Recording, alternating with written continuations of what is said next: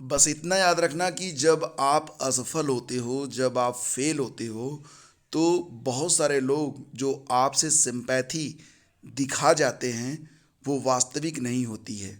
वो ऊपर ऊपर से दिखाते हैं कि वो आपके लिए दुखी हैं, लेकिन अंदर ही अंदर उनके अंदर एक उनको सुख मिलता है कि चलो फेलियर की लिस्ट में ये भी शामिल है और ये हमसे ऊपर तो नहीं जाएगा।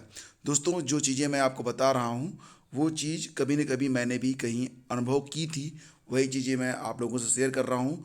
सफलता आपके जीवन में बहुत ही महत्वपूर्ण है और इसके लिए आपको जो भी समय देना है आप दे दीजिए, क्योंकि आगे चलकर आपको पश्चाताप होगा जब यही लोग जो आज आपको सिंपैथी दे रहे हैं ना, यही लोग आपके प्रति ऐसा नज़रिया बनाएंगे कि आपको लगेगा कि आप दुनिया में बिल्कुल अकेले हो गए हो। अगली प्राइमरी टीचर की भर्ती चाहे जब हो, अभी आपने अखबारों में पढ़ा होगा कि अगली जो प्राइमरी टीचर की भर्ती होनी है उसमें 50,000 पद होंगे, लेकिन मुझे लगता है कि पदों की संख्या 50,000 से अधिक रहेगी। ठीक है। और ये वैकेंसी 2021 में निश्चित रूप से आएगी। यहाँ पर बस एक बात मैं आप लोगों से कहना चाहूँगा कि अगर हाई स्कूल में और इंटरमीडिएट में और ग्रेजुएशन में आपका जो अंक है, जो मार्क है, वो औसतन 75% से कम है। मैं यहाँ पर औसत की बात कर रहा हूँ। औसत समझते हैं ना आप, कि कम से कम ऑन एवरेज आपका जो है 75% आना चाहिए। हाई स्कूल में अगर 80% है और इंटरमीडिएट में 70% हो गया, तो इसका एवरेज कितना होगा? 75। तो ऑल ओवर अगर 75% से कम है और अगर आप चाहते हैं कि आप अपने ज़िले में अपने घर के दायित्वों का निर्वहन करते हुए जॉब करना चाहते हैं, यानी कि आराम से नौकरी करना चाहते हैं, तो तबादले भी कितनी मुश्किल से होते हैं ये तो आप देख ही रहे हो। कंडीशन तो यही होती है कि आप तबादले की मांग नहीं करोगे। तबादले जो होते हैं वो एक अनुकंपा होती है सरकार की। अगर वो चाहे तो आपको जो है तबादला दे या फिर ना दे। तो सारी बातों को आप सिरे से दूसरी तरफ रखिए। ठीक है। मैं यहाँ पर ये बताना चाहूँगा आपको कि अगर आप चाहते हैं कि अपने घर पर रहते हुए अपने दायित्वों का निर्वहन करते हुए अगर आप एक प्राइमरी टीचर बनना चाहते हैं, मैं बेसिकली आज आपको प्राइमरी टीचर के बारे में ही बताऊँगा। तो दोस्तों, याद रखना कि अगली शिक्षक भर्ती चाहे जब हो, लेकिन आपके जो अंक हैं वो मिनिमम 115 से कम नहीं होने चाहिए। हालांकि बहुत सारे लोग ये कहेंगे कि 150 में 115 अंक लाना बहुत मुश्किल है। मुश्किल तो बहुत कुछ है, लेकिन जो रिजल्ट आया था 69,000 का, उसमें आपने देखा था कि बहुत सारे लोगों ने आसानी से 120 से ऊपर अंक हासिल किए हैं। आप भी हासिल कर सकते हैं। ये प्राइमरी टीचर की भर्ती है, कोई मतलब बहुत डिफिकल्ट नहीं है। अगर आपने क्वेश्चन पेपर नहीं देखा है तो क्वेश्चन पेपर आपको हमारी जो वेबसाइट है studyvidgyanprakash.com, वहाँ पर क्वेश्चन पेपर और जो प्रश्न पूछे गए थे पूरा सिलेबस आपको मिल जाएगा।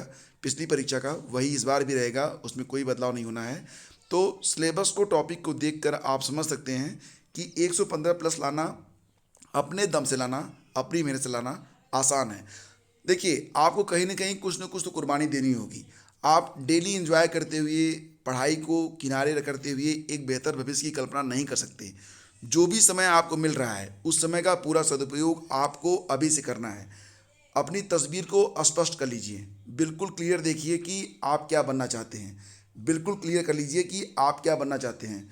जिन लोगों को मेरा वीडियो बोरिंग लग रहा है वो लोग वीडियो बंद कर दें। उन लोगों से मेरा यही निवेदन है कि वो लोग वीडियो को मत देखें। लेकिन जो लोग मेरी बात को समझ रहे हैं वो लोग पूरा वीडियो देखें, ध्यान से देखें।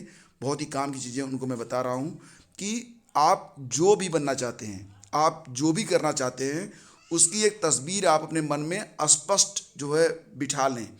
कि आप मान लेते हैं आप प्राइमरी टीचर बनना चाहते हैं, तो पहले ये समझ लीजिए कि आप घर पे रहना चाहते हैं ये, या फिर घर के बाहर जाकर अदर डिस्ट्रिक्ट में जाकर आप जॉब करना चाहते हैं।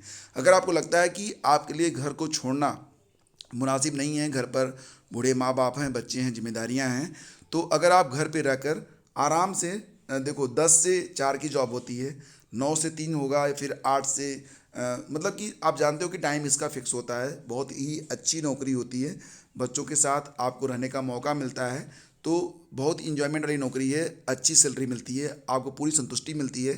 तो आप पहले डिसाइड कर लो कि कैसे आपको ये जॉब करनी है। हाँ न या नहीं करनी है, पहले ये सोच लो। अगर आपका जवाब आता है कि हाँ एनी हाउ मुझे ये जॉब चाहिए, यस, और मुझे अपने घर से ये जॉब चाहिए, यस, तो फिर ये भी आप डिसाइड कर लो कि मुझे इसके लिए अभी से प्रतिदिन अकॉर्डिंग टू सिलेबस, जो सिलेबस है उसके मुताबिक मुझे अभी से पूरी तैयारी करनी है, बहुत अच्छे से तैयारी करनी है। मैं जानता हूँ कि बहुत सारे लोग इस वीडियो को देखने के बाद अपना एक शेड्यूल तय करेंगे, लेकिन फिर वो भूल जाएंगे। तो आप अगर भूल जाएंगे तो मैं आपको याद दिलाता रहूँगा। अगर आप मुझसे जुड़े रहेंगे तो ये मेरी जिम्मेदारी है कि मैं टाइम टू टाइम आपको रिकॉल करूँगा कि कहीं आप अपने लक्ष्य से भ्रमित तो नहीं हो रहे हैं। दोस्तों, बहुत अधिक समय नहीं होता है। विज्ञापन चाहे फरवरी में आए, चाहे मार्च में आए, चाहे इसके बाद आए, अप्रैल में आए, मई में आए, परीक्षा जून में हो, जुलाई में हो, अगस्त में हो, कभी भी हो, कोई फ़र्क नहीं पड़ता। लेकिन आपके पास जो समय है वो आज से कम होना स्टार्ट हो गया है। सिलेबस वही रहेगा, जो चीज़ें आपने पिछली शिक्षक भर्ती में पढ़ी थी वही चीज़ें आपको इस बार भी पढ़नी है। बस आपको करना क्या है, आपको करना ये है कि अब इस बार कोई कमी आपको नहीं छोड़नी है। आपका जो टारगेट है वो बिल्कुल क्लियर होना चाहिए। मैं 115 का देता हूँ, कम से कम मिनिमम 115 का। अगर आप 75 से नीचे हैं तो, अगर आप 75% ऑन एवरेज जो होता है, अगर उसके ऊपर है, आपकी आपकी जो एकेडमिक है ऑन एवरेज 75 से ऊपर है, तब आप इसके नीचे आ सकते हैं। लेकिन अगर आपकी एकेडमिक 75 के नीचे है, मैं तो कहूँगा कि बहुत सारे लोग ऐसे भी होंगे जिनकी एकेडमिक जो होगी वो 60 के आसपास वेरी कर रही होगी। 60 का मतलब ऑन एवरेज, ऑन एवरेज समझ रहे हैं आप ना, जैसे मैंने बताया बिल्कुल उसी प्रकार से।